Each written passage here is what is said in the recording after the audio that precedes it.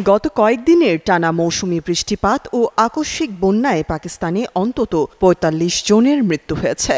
দেশটির দুর্যোগ ব্যবস্থাপনা কর্তৃপক্ষ রোববার এই তথ্য নিশ্চিত করেছে বলে জানিয়েছে দ্য এক্সপ্রেস ট্রিবিউন।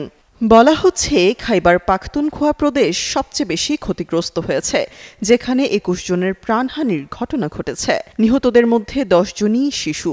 স্থানীয় গণমাধ্যমে প্রকাশিত খবর অনুযায়ী সোয়াত উপত্যকায় আকস্মিক বন্যার তোড়ে নদীর ধারে পড়ে থাকা দুটি পরিবার ভেসে গেছে। ভারত সীমান্ত সংলগ্ন পাঞ্জাবে ১৩ জন মারা গেছেন, যাদের মধ্যে ৮ জন শিশু। বৃষ্টির সময় দেয়াল ও ছাদ ধসে পড়ার কারণে তাদের মৃত্যু হয়েছে।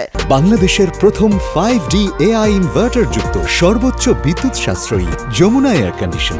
এছাড়া সিন্ধু ও বেলুচিস্তানে আরও অন্তত ১১ জনের মৃত্যুর খবর পাওয়া গেছে। পাকিস্তানের জাতীয় দুর্যোগ ব্যবস্থাপনা কর্তৃপক্ষ ৫ জুলাই পর্যন্ত দেশ জুড়ে ভারী বৃষ্টি, দমকা হাওয়া ও বজ্রঝড়ের সতর্কতা জারি করেছে।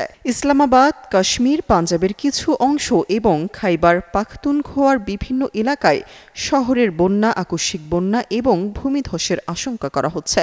বন্যা গবেষকরা বলছেন, দক্ষিণ এশিয়ার দেশগুলোর সমন্বিত দুর্যোগ প্রস্তুতি, তথ্য বিনিময় এবং জলবায়ু সহনশীল অবকাঠামো তৈরি করা এখন সময়ের দাবি। পাকিস্তানের মতো দক্ষিণ এশিয়ার অন্যান্য দেশের নিম্নাঞ্চলগুলো আকস্মিক বন্যার ঝুঁকিতে রয়েছে, যা মৌসুমি বৃষ্টিতে আরও তীব্র আকার ধারণ করতে পারে।